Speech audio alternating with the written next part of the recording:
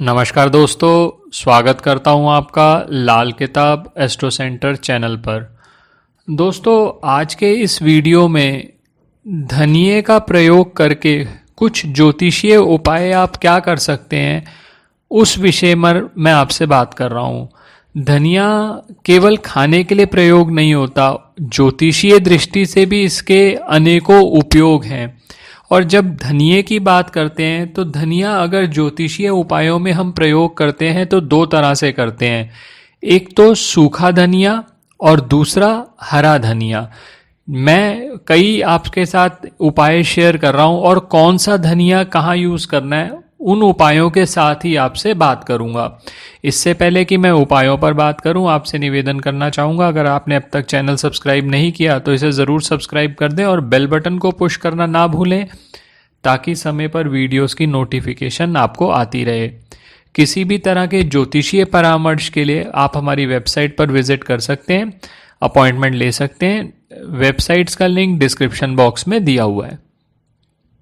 सबसे पहले जो धनिये का उपाय आपसे बात कर रहा हूँ वो है धन की समस्या के लिए, क्योंकि बहुत सारे व्यक्ति धन की कमी के वजह से परेशान हैं। धन आता है टिकता नहीं, या धन आता ही नहीं है। तो उसके लिए एक अचूक प्रयोग आपको बता रहा हूँ। बहुत आसान प्रयोग है, जिस तरह से बताया जाए उसी तरह से करिए और पूरे विश्वास से करिए, आपको लाभ अवश्य मिलेगा। धन की अगर आपको बहुत ज़्यादा कमी रहती है तो आप शुक्ल पक्ष के किसी भी गुरुवार को, ध्यान रखिएगा, जो डे बताया जाए आपको वो उपाय उसी दिन करना है। किसी भी गुरुवार यानी थर्सडे को एक मिट्टी का बर्तन ले लीजिए, उसमें सूखा धनिया डाल दें और 21 रुपए में आपको 21 सिक्के डालने, एक एक रुपए के।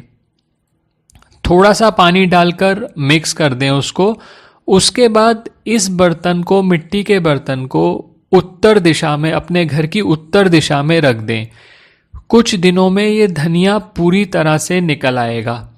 जब धनिया निकल आए, जितना धनिया निकल आया आप उतना धनिया उसमें से निकाल लीजिए और उसमें एक सिक्का, आपने 21 सिक्के रखे थे, सिर्फ एक सिक्का आपने निकालना है उसमें से, और वो एक सिक्का किसी लाल कपड़े में बांधकर अपने धन रखने वाले स्थान पर रख दें। और बाकी जितने सिक्के हैं, 20 सिक्के, आप उसके अंदर ही पड़े रहने देंगे। उसके अंदर और धनिया बो दीजिए और फिर आप उसको उत्तर दिशा में रख दीजिए। अब आप इस धनिये का प्रयोग अपने खान पान में कर सकते हैं। आप उन सिक्कों को भी वहीं पड़े रहने देंगे, उन सिक्कों को निकालेंगे नहीं। थोड़े दिनों में देखेंगे आपको धन लाभ होने लगेगा। लेकिन आप ध्यान रखिएगा, जिस तरह से आपको बताया गया है प्रयोग वैसा ही करिएगा। कुछ मित्र ऐसे हैं, कभी प्रश्न आते हैं उनके कि उन्होंने किसी को पैसा उधार दे रखा है और बहुत कोशिशों के बाद भी पैसा वो व्यक्ति आपका लौटा नहीं रहा। तो उसके लिए भी एक प्रयोग आपको दे रहा हूं। शुक्रवार के दिन एक कागज की पुड़िया लीजिए, उसमें साबुत धनिया डालकर उस पुड़िया पर पैसे लेने वाले का नाम लिखें, मन ही मन स्मरण करें और ये ध्यान करें कि वो आपको आपके पैसे लौटा दे। और फिर इस पुड़िया को धनिया समेत आप जला दें। ध्यान रखिएगा, ऐसा करते समय आपको ना कोई देखे और ना कोई टोके। जो इसकी राख रह जाएगी वो राख को आपको शुक्रवार को ही जाकर जल प्रवाह करके आना है। आप देखेंगे आपके धन वापस आने के चांसेस बढ़ने लगे।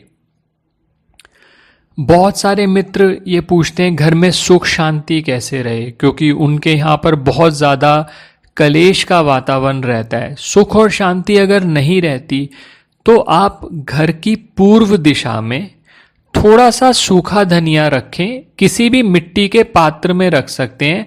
धीरे धीरे आप देखेंगे आपके यहाँ पर नेगेटिव एनर्जी कम होने लगी। अगर खर्च बहुत ज़्यादा होता है, आर्थिक स्थिति भी ठीक नहीं रहती, तो एक प्रैक्टिस बना लें। बुधवार के दिन किसी भी गाय को हरा धनिया नियमित रूप से खिलाएं तो आपकी आर्थिक स्थिति ठीक होने लगेगी और खर्चों पर भी कंट्रोल हो जाएगा।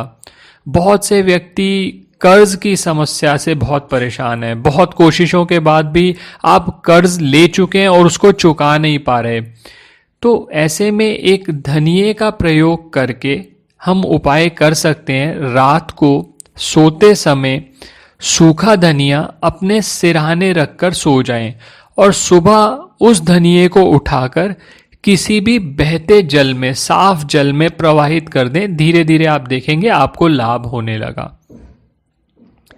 बहुत से व्यक्ति ऐसे हैं जिनको नज़र बहुत जल्दी लगती है, खासकर बच्चों को।